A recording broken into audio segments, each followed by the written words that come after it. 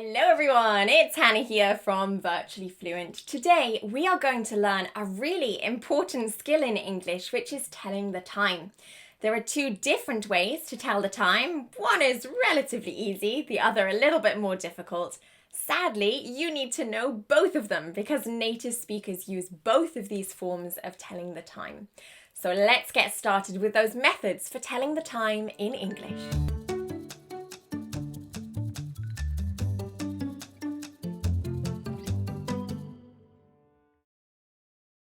So we're going to start off with a nice simple time like this. And we basically read all of the numbers individually. So we start off by saying the whole number that is before the decimal point, in this case 4. Then we say the entire number after the decimal point, which in this case is 20. And then at the end we say either AM if it's in the morning, or PM if it's in the afternoon, evening. So this particular time would be 4:20 a.m. What about this time? Have a go. This is going to be 10:35 p.m. Now, if there are no numbers after the decimal point, if it's simply a 0, we don't say anything. So in this case, it would be 11 a.m. with no extra minutes in there. Now, this is the sort of digital way of saying numbers in English, and it's a little bit easier. But sadly, there's the old-fashioned way of telling the time in English, and we also need to know that. So when I explain this method of telling the time, I'm going to use the words minute hand, which is the long hand on the clock, and the hour hand, which is the short hand on the clock. Now we have to imagine that the clock is separated into two parts. We have one method for numbers between 12 and 6, and we have one method between the other numbers 6 and 12. So the right hand side of the clock and the left hand side of the clock. So when the minute hand, the long hand, is between the 12 and the 6, which is on this side of the clock, then we use this particular method. Now, we want to imagine that the number 12 is actually a 0 for this part of telling the time. And now we are going to count the number of minutes that are from the 0 to the minute hand, which is the big hand. You can see it here on the number 1. Now, when we count all of these, you can see the green markers here, we have 5 minutes. So that is the first part of our time, 5. Now, if the minute hand is on the right side of the clock, so between that 12 or 0 and the number 6, we say past, 5 past. Now, finally, we're going to focus on the hour hand, which is the little hand. And we want to say the whole number that is immediately before this little hand. In this case, it's 3.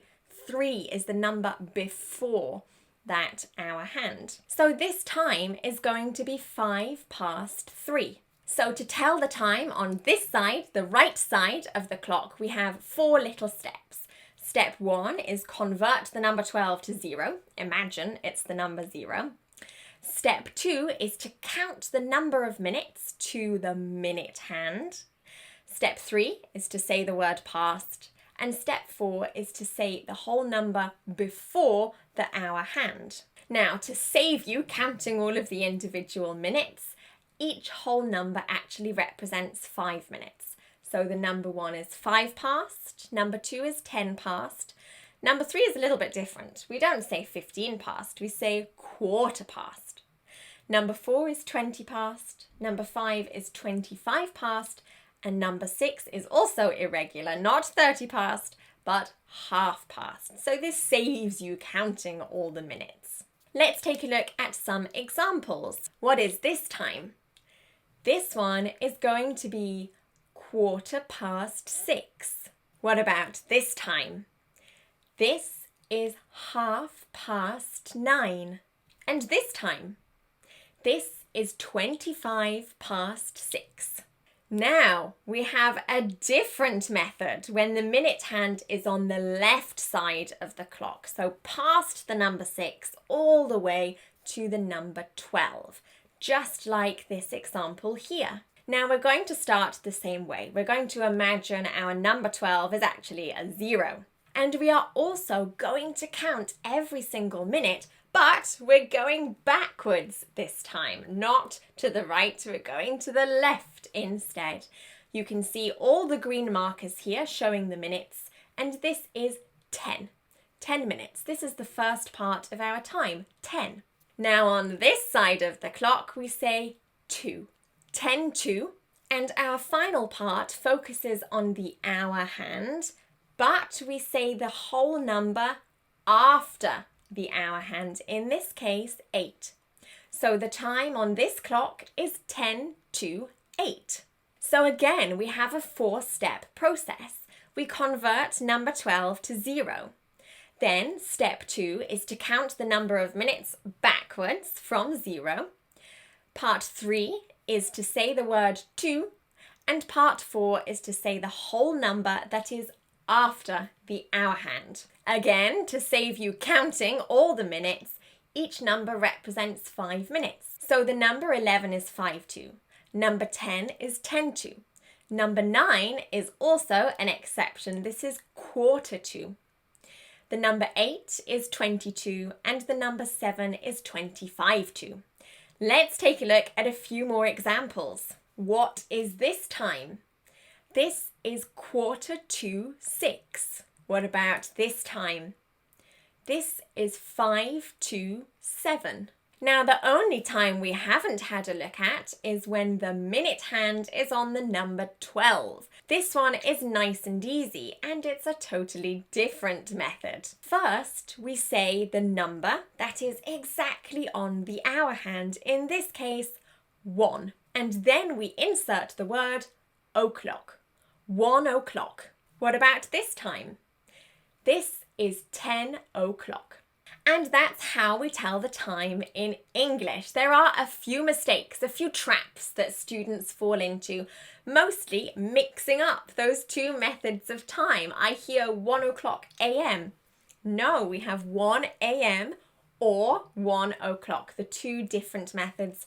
Please don't mix them up. If you want to learn even more about telling the time, practice it in an online quiz, complete some online activities and some fun games, and also to learn some vocabulary about the different times of day, you can take our Telling the Time course. I've left the link to this in the description below. Now, if you learned exactly how to tell the time today, go ahead and give today's video a like. You can share among your friends to help them learn English too. And you should also subscribe to my YouTube channel and turn those bell notifications on to learn a lot more English grammar, pronunciation, vocabulary, and videos about British culture too.